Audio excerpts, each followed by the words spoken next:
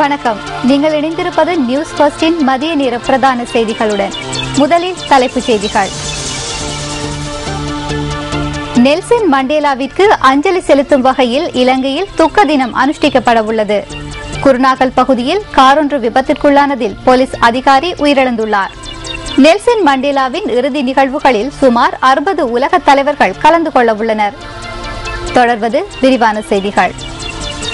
தென்னாப்பிரிக்காவின் முன்னாள் ஜனாதிபதி நெல்சன் மண்டேலாவிற்கு அஞ்சலி செலுத்தும் வகையில் நாளையும் நாளை மறுதினமும் இலங்கையில் துக்க தினம் அனுஷ்டிக்கப்பட உள்ளதாக பொது நிர்வாக உள்நாட்டு அலுவல்கள் அமைச்சு தெரிவித்துள்ளது. குறித்த 2 தினங்களிலும் தேசிய கொடியை அரைக்கம்பத்தில் பறக்கவிடுமாறு இலங்கை பிரஜைகளிடம் அமைச்சின் செயலாளர் PB அபேகோன் வேண்டுகோள் விடுத்துள்ளார். ஜனாதிபதியின் பணிப்புரைக்கு அமைய துக்க தினம் அனுஷ்டிக்குமாறு சகல தரப்பினருக்கும் அறிவிக்கப்பட்டுள்ளதாக அவர் மேலும் கூறியுள்ளார். தேர்தல்களின் போது அளவிற்கு அதிகமாக பணத்தை விரயம் செய்யும் தரப்பினருக்கு வாக்களிப்பதை தவிர்த்துக் கொள்ளுமாறு விவசாய அமைச்சர் மஹிந்த யாப்பா அபேவர்த்தன கோரிக்கை விடுத்துள்ளார். திக்பெல்ல பகுதியில் நடைபெற்ற நிகழ்வொன்றில் கலந்து கொண்டு உரையாற்றிய போதே அவர் இந்த வேண்டுகோளை விடுத்தார். அளவிற்கு அதிகமாக பணத்தை செலவிடுவோருக்கும் அதிகளவில் பணத்தை சம்பாதித்து விரயம் செய்வோருக்கும் வாக்களிக்க வேண்டாம். அந்த பணத்தை பெற்றுக் கொள்ளுங்கள். அந்த பணத்தை பெற்றுக் கொள்வதால் பாவம் ஏற்படாது. ஏனெனில் அது ஏதோ ஒரு வகையில் நாட்டு மக்களிடம் சூறையாடப்பட்ட பணமாகும். ஆகையால் அந்த பணம் பகிர்ந்தளிக்கப்படும் போது அதனை பெற்றுக் கொள்ளுங்கள். சிலர் சாராயம் வழங்குகின்றனர், சிலர் சோறு வழங்குகின்றனர், மற்றும் சிலர் பணத்தை வழங்குகின்றனர். மற்றும் ஒரு தரப்பினர் மடிக்கணனிகளை வழங்குகின்றனர், தொலைபேசிகளை வழங்குகின்றனர், ஆடைகள் புத்தகங்களை வழங்குகின்றனர். அவை அனைத்தையும் பெற்றுக் கொள்ளுங்கள். அவற்றை பெற்றுக்கொண்டாலும் கூட அவர்களுக்கு வாக்களிக்க வேண்டாம்.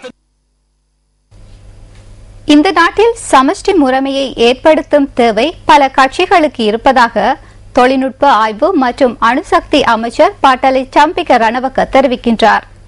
நவீனையில் நேற்று நடைபெற்ற நிகழ்வொன்றில் கலந்து கொண்டு உரையாற்றும் போதே அவர் இதனை குறிப்பிட்டார். காலஞ்சென்ற கங்குடவில சோமதேரரின் 10வது நினைவு தினத்தை முன்னிட்டு இந்த நிகழ்வு ஏற்பாடு செய்யப்பட்டிருந்தது. போதைப்பொருள் பாவனைக்கு எதிராக மகரகமையிலிருந்து நாவின வரை இதன் போது பேரணி ஒன்று முன்னெடுக்கப்பட்டது.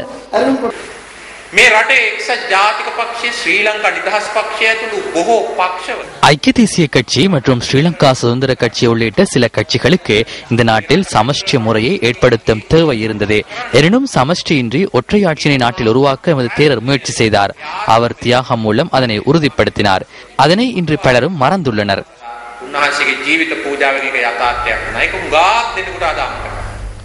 மட்டக்களப்பு போரதீவு பற்று பகுதியில் நேற்று இடம்பெற்ற நிகழ்வொன்றில் மீள்குடியேற்ற பிரதி அமைச்சர் விநாயகமூர்த்தி முரளிதரன் கருத்து வெளியிட்டார்.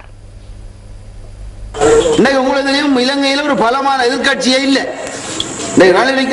கட்சி என்பது இல்லாம போய் 6 பேரங்கிதாரா உங்களுக்கு 6 நீங்க நன்மைகளை பெற்றுக் கொண்டிருக்கின்றீர்கள் என்பதை நீங்க விளையக்கூடும். இப்ப நீங்க நினைக்கிற மாதிரி ஒரு பலமான எதிர்கட்சி ஒரு ஜனாதிபதி தேர்தல் அல்லது ரணில் விக்ரமசிங்க போட்டி போட்டு ஒரு நாள் ஆட்சிக்கு வர போறல, அது நடக்கிற விஷயமும் இல்லை. ஆகவே இப்ப தமிழர்கள் என்றது இதுல விளக்கத்தை விளங்க நீங்க ஒரு தமிழரோ ஒரு முஸ்லிமாலோ இலங்கையில ஜனாதிபதியா வர இயலாது. ஏன்? ஒட்டுமொத்த சனத்தொகையில 18% தான் நாம இருக்கு. சிங்கள மக்கள் தான் பெரும்பான்மையா இருக்காங்க இலங்கை திருநாட்டில். அப்ப ஒரு ஜனாதிபதிய தெரிவு செய்யறத நாம நிர்ணயிக்கலாம்.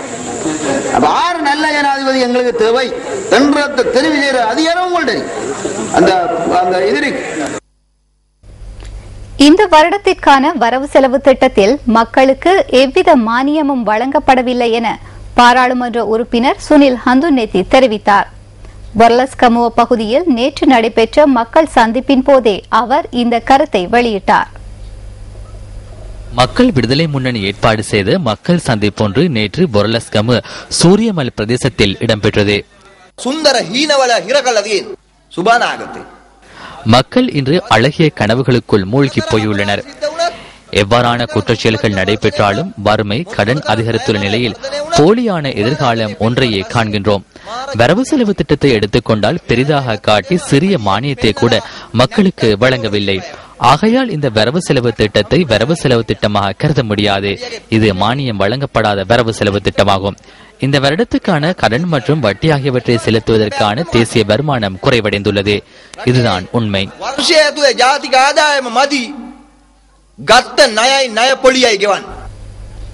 பொருளாதார வளர்ச்சியின் பிரதிபலன்களை கிராமத்திற்கு கொண்டு செல்லும் நோக்கில் இந்த வருட வரவு செலவு திட்டம் அமைந்துள்ளதாக புனரமைப்பு மற்றும் சிறைச்சாலைகள் மறுசீரமைப்பு அமைச்சர் சந்திரஸ்ரீ கஜதீர தெரிவித்தார். கண்டி போகம்புரம் சிறைச்சாலையில் நடைபெற்ற நிகழ்விலேயே அவர் இதனை தெரிவித்தார். 2014ஆம் ஆண்டு பொருளாதார வளர்ச்சி 7.5% அதிகரிப்பதே எமது இலக்காக உள்ளது. தற்போது 6.8% உள்ள பொருளாதார வளர்ச்சி வேகத்தை எதிர்காலத்தில் முன்னோக்கி கொண்டு செல்வது எமது நோக்கமாகும். பலர் பொருளாதார வளர்ச்சி பற்றி கருத்தில் கொள்வதில்லை. இது எமது வேலை அல்ல என சிந்திக்கின்றனர். பொருளாதார வளர்ச்சி தாமாக அதிகரிக்கும் என பார்த்துக் கொண்டிருக்கின்றனர். பொருளாதார வளர்ச்சி ஏற்பட்டாலே அதன் பிரதிபலன்கள் கிராமங்களுக்கு கிடைக்கும். ஜனாதிபதி மஹிந்த ராஜபக்ச கடந்த வரவு செலவு திட்டத்தில் பொருளாதார வளர்ச்சியின் பிரதிபலன்களை கிராமத்துக்கு கொண்டு செல்லும் திட்டத்தை ஆரம்பித்துள்ளார்.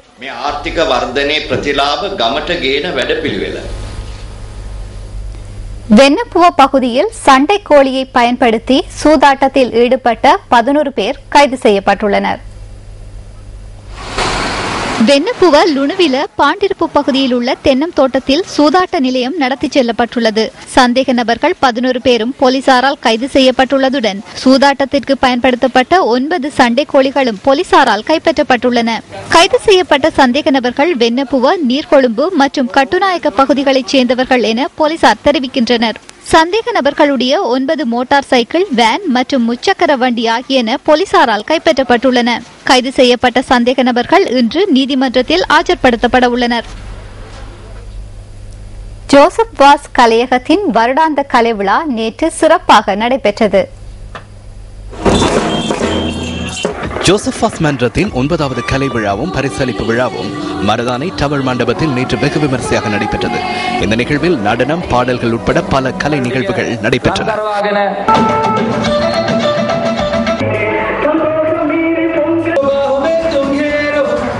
கல்வியில் திறமை வெளிப்படுத்திய மாணவர்களுக்கு இதன் போது சான்றிதழ்களும் வழங்கப்பட்டன.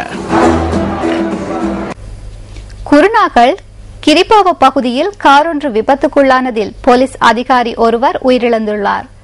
தம்புதேகமவிலிருந்து பாலுவெவ பகுதி நோக்கி பயணித்த மோட்டார் வாகனம் கிரிபாவ பாலுவெவ பகுதியில் கவிழ்ந்துள்ளது. நேற்றிரவு 11 மணியளவில் இந்த விபத்து இடம்பெற்றது. விபத்தில் உயிரிழந்த போலீஸ் அதிகாரி நிக்கவரட்டிய போலீஸ் நிலையத்தில் சேவையாற்றுபவர் என்பது குறிப்பிடத்தக்கது. 31 வயதான WM செனரத் என்ற போலீஸ் அதிகாரியே இந்த விபத்தில் உயிரிழந்துள்ளார். உயிரிழந்தவரின் சடலம் கிரிபெவ வைத்தியசாலையில் வைக்கப்பட்டுள்ளது.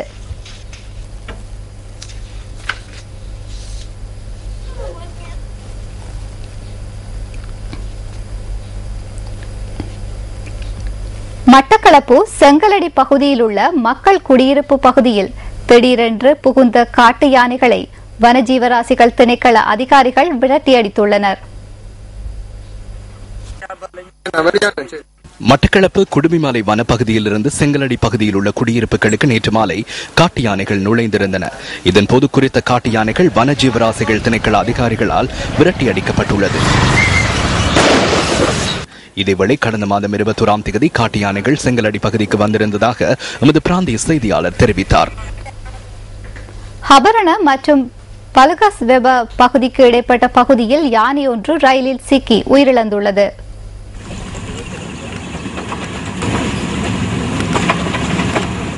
மட்டக்களப்பிலிருந்து கொழும்பு நோக்கி பயணித்த மீனகயா ரயிலில் மோதுண்டு குறித்த யானை உயிரிழந்துள்ளதாக தெரிவிக்கப்படுகின்றது.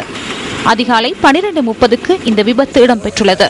20 வயதான 8 அடி உயரமான யானையை விபத்தில் உயிரிழந்துள்ளதாக வனஜீவராசிகள் திணைக்கள அதிகாரிகள் தெரிவித்தனர்.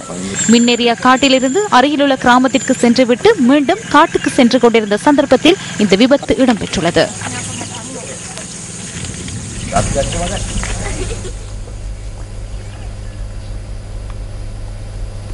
சட்டவிரோதமாக கால்நடைகளை ஏற்றிச் சென்ற லொரி ஹிக்கடுவையில் போலீசாரால் கைப்பற்றப்பட்டுள்ளது. போலீசாரின் கட்டளையை பொருட்படுத்தாது பயணித்த குறித்த லாரி ஹேனா பினுவன பகுதியில் போலீசாரால் மடக்கி பிடிக்கப்பட்டது. சந்தேக நபர்கள் லாரியிலிருந்து தப்பியோடியுள்ளனர். லாரியில் இருந்த 16 கால்நடைகளில் 4 கால்நடைகள் உயிரிழந்திருந்ததாக எமது பிராந்திய செய்தியாளர் தெரிவித்தார். பதுளை ஹாலியல உடுனுவர தோட்டத்தில் ஸ்ரீ சிவசுப்பிரமணிய கோவிலில் உள்ள காளி அம்மன் சிலை அடையாளம் காணப்படாத சிலரால் உடைத்து சேதமாக்கப்பட்டுள்ளது. இந்த சம்பவம் நேற்றிரவு இடம்பெற்றுள்ளதாக போலீஸ் ஊடகப் பிரிவு குறிப்பிட்டது. கோயிலில் இருந்த காளியம்மன் சூலாயுதம் களவாடப்பட்டுள்ளது. சம்பவம் தொடர்பில் எல்ல போலீசார் மேலதிக விசாரணைகளை முன்னெடுத்து வருகின்றனர்.